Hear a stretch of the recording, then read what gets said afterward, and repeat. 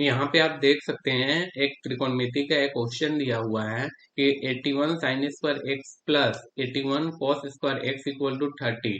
तो on which angle पे हमारा जो sine square theta plus cos square theta की वैल्यू को अगर दोनों को पुट करें तो हमारा 30 आ जाए। तो हमें क्या निकालना है कि एंगल एक्स कितना है, एंगल किस एंगल पे हमारा वैल्यू ये वेरीफाई होगा। तो सबसे पहले आपको एक चीज मालूम होना चाहिए, sine square theta plus cos square theta equal to 1।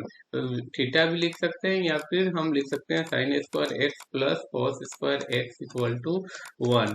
तो यहाँ पे हमें इस वैल्यू को पुट करना होगा, जैसे sine square X equal to हम क्या लिख सकते हैं 1 माइनस कॉस स्क्वायर एक्स हम लिख सकते हैं। तो इसका हम अप्लाई करेंगे अबव इक्वेशन पे। तो यहाँ पे देखिए 81 साइन स्क्वायर एक्स प्लस 81। अब हम कॉस स्क्वायर को क्या लिख सकते हैं 1 माइनस साइन स्क्वायर एक्स लिख सकते हैं इक्वल टू 30। अब हम क्या करते हैं 81 साइन स्क्वायर एक्स प्लस, अब 81 को क्या लिख सकते हैं 81 into 1 into 81 minus sine square X equal to 30। यहाँ पे इतना आया। तो अब हम क्या करते हैं कि 81 साइन स्क्वायर एक्स प्लस 81, और इसको क्या लिख सकते हैं अगर ये पावर में है तो इसको हम 81 sine square X equal to 30। ये माइनस में है तो माइनस को हम नीचे ले आए पावर को। अब हम देखिए क्या करते हैं कि अब हम इसको, अब हमें क्या करना है कि इसका इसके साथ मल्टीप्लाई करेंगे। तो मल्टीप्लाई करने के बाद क्या हो जाएगा 81 यहाँ पे ये आ गया, इसके साथ मल्टीप्लाई होके ये साइन स्क्वायर एक्स का पूरे का स्क्वायर हो जाएगा अगर इसको इसके साथ मल्टीप्लाई करें तो, प्लस 81 एक्स इक्वल टू क्या होगा 30 इंटू 81 साइन स्क्वायर एक्स। इस फॉर्म में हमें आ गया। तो इस फॉर्म में आने के बाद हम यहाँ पे क्या यूज कर लेते हैं 81 साइन स्क्वायर पावर में एक्स इक्वल टू, हम इसको मान लेते हैं कि दिया हुआ है, यहाँ पे दिया हुआ है ए दिया हुआ है, ठीक है।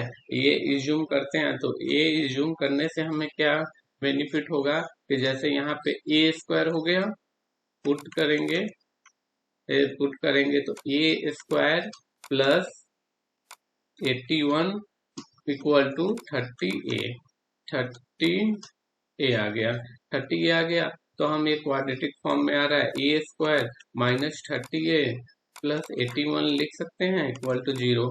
तो आपको इसको फैक्टर के रूप में कन्वर्ट करना होगा। तो कन्वर्ट करने के लिए हमें पास क्या हो सकता है ए स्क्वायर, इसको हम क्या लिख सकते हैं इन दोनों का मल्टीप्लाई करने में कितना आ रहा है फर्स्ट और लास्ट 81 आ रहा है। तो अगर हम करें 27 और प्लस 27 और कितना कर दें, यहाँ पे 30 ए है, 30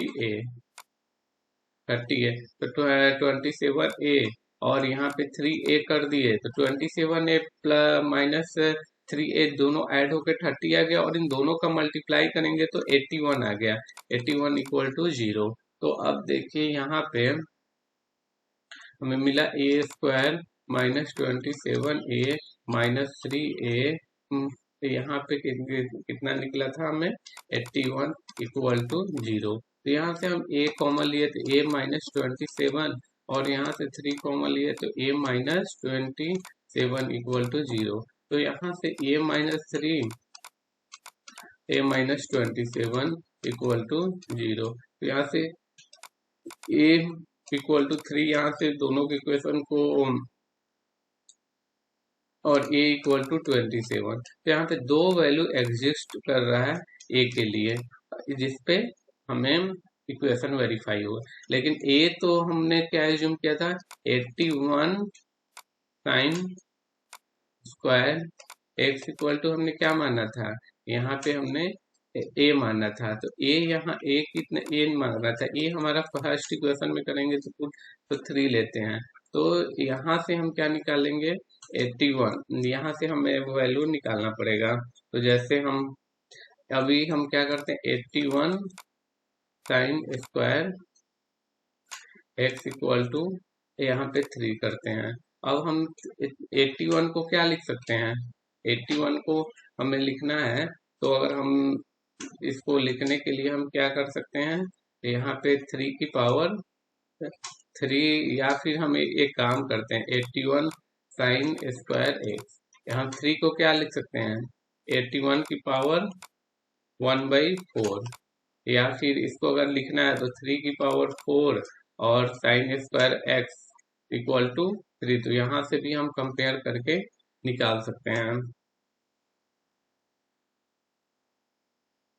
तो यहाँ से हमें sine square X equal to क्या मिला, 1/4। तो यहाँ पे साइन एक्स इक्वल टू क्या निकलेगा, प्लस माइनस 1/2।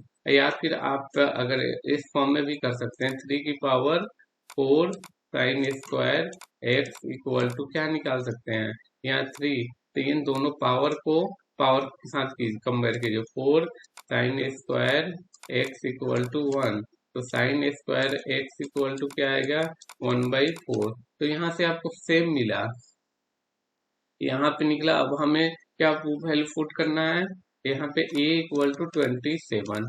27 रखने के बाद हमें क्या मिलेगा, तो हमने क्या लिखा, 81 sine square X equal to हमें क्या क्या निकला, 27।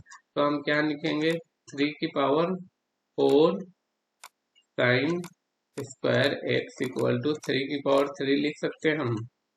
तो अब यहाँ से हम, ये बेस दोनों का सेम है तो पावर मस्ट बी सेम। तो यहाँ पे 4 sine square X equal to 3 आया। तो यहाँ से हमें निकालना पड़ेगा 4 sine square X equal to 3 आया। तो sine square X equal to क्या आया, 3/4। तो साइन एक्स कितना आया, प्लस माइनस और कितना आ जाएगा, अगर हम स्क्वायर लेंगे तो √3/2 के फॉर्म में हमें आंसर मिला। तो अब हमें एंगल निकालना है कि किस किस वैल्यू पे निकला, साइन इक्वल टू इतना आया और प्लस माइनस हमें 1/2 मिला। तो हमें किस किस एंगल पे हमें ये वैल्यू हमको मिलेगा। तो सबसे पहले हमें एक चीज हमें मालूम होना चाहिए, साइन वेव। साइन वेव कैसे रोटेट करता है। तो देखिए साइन वेव जो होता है ये 0 पे 0 होता है, फिर इस फॉर्म में चलता है। एग्जैक्ट नहीं है, लेकिन आप यहाँ पे 0 डिग्री, यहाँ पे 180 डिग्री, यहाँ पे कितना हो जाएगा, यहाँ पे फिर उसके बाद 180, यहाँ पे 360, और उसके बाद इस फॉर्म में हमारा साइन वेव रोटेट होता है। तो हमें क्या कौन कौन से वैल्यू पे निकालना है, तो हमें सबसे पहले निकालना है 1/2, फिर उसके बाद -1/2, √3/2 और -√3/2। तो यहाँ पे आप देखिए, यहाँ पे साइन की मैक्सिमम वैल्यू कितनी होती है, 1 होती है आपको, और यहाँ पे कितना 1/2 चाहिए, तो 1/2 यहाँ पे आएगा। साइन को 1/2, वैसे आपको एक चीज और पता होना चाहिए, sine sine 30 degree equal to क्या होता है, 1/2 होता है। साइन 60 डिग्री इक्वल टू क्या होता है, √3/2 होता है।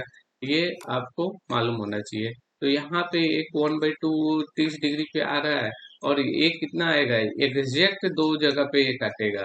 तो यहाँ पे जो एंगल होता है वो 30 डिग्री होता है, और यहाँ पे जो एग्जैक्ट काटेगा तो क्या होगा, 150 डिग्री पे आएगा। तो 150 डिग्री हो गया। यहाँ से हमें दो वैल्यू मिला, और यहाँ पे फिर आगे सर्कल में आएगा, लेकिन हम 0 से 360 के बीच में वैल्यू फाइंड करते हैं। और तो यहाँ पे हमें क्या क्या वैल्यू निकला, यहाँ पे एक तो निकला 30 डिग्री, और दूसरा कितना निकला, 150 डिग्री, जहाँ पे 1/2 एग्जिस्ट कर रहा है। और दूसरा अगर हम √3/2 निकाले तो यहाँ पे कोई आ रहा होगा 60 डिग्री, और यहाँ पे भी आएगा 60 डिग्री। तो 60 डिग्री एक आया, और दूसरा कितना आएगा, 120 डिग्री। ये दोनों वैल्यू पे हमें क्या चीज मिलेगा, 1/2 और 60 डिग्री। वैसे ही हम निकालना है हमें -1/2 और -√3/2। तो आपको एक चीज, अब माइनस है तो इसी वे में फॉर्म में आएगा, तो -1/2 तो इस फॉर्म में कहीं आएगा, तो 180 में 30 डिग्री और ऐड कीजिए, 30 डिग्री और ऐड कीजिए तो कितना 210 डिग्री, और फिर यहाँ पे आप 360 में से 30 डिग्री माइनस कीजिए, 330 डिग्री मिला। और वैसे ही आप यहाँ पे कहीं होगा √3/2, √3/2, और एक यहाँ पे भी √3/2। तो यहाँ पे हमें √3/2 के फॉर्म में अगर मिला तो √3 कितना हो गया, 180 में 60 ऐड कर दीजिए तो कितना हो गया 240 डिग्री, और यहाँ पे 360 में 60 माइनस कर दीजिए तो 300 डिग्री। तो इस तरह इस क्वेश्चन के सारे फॉर्मूले से हमने सॉल्व किया। कई लोग क्या करते हैं, डायरेक्ट वेव से ही बता देते हैं कि जैसे एक सर्कल में जीरो से पूरा सर्कल अगर रोटेट करते हैं 360 डिग्री आएगा। तो मैं लेकिन आपको बताना चाहा कि वेव फॉर्म में, क्योंकि वेव फॉर्म आपको मस्ट भी नो होना चाहिए। और वैसे अगर कॉस के टर्म से अगर में हम निकालते तो कॉस के फॉर्म में निकालते तो हमारा कॉस का वेव कैसे चलता है इस फॉर्म में, इस फॉर्म में इसलिए क्योंकि आपको मालूम होना चाहिए cos 0 इक्वल टू कितना होता है, 1 होता है। तो मैक्सिमम वैल्यू 1 पे होता है, और 90 डिग्री इक्वल टू क्या होता है, 0 होता है। फिर उसके बाद फिर यहाँ पे कितना हो गया, cos 270, फिर 0 होता है, और मिनिमम कितना पे होता है, -180 डिग्री पे इसका -1 वैल्यू होता है। Thank you for watching. अगर कोई प्रॉब्लम आता है इस क्वेश्चन से रिलेटेड जरूर कमेंट कीजिएगा।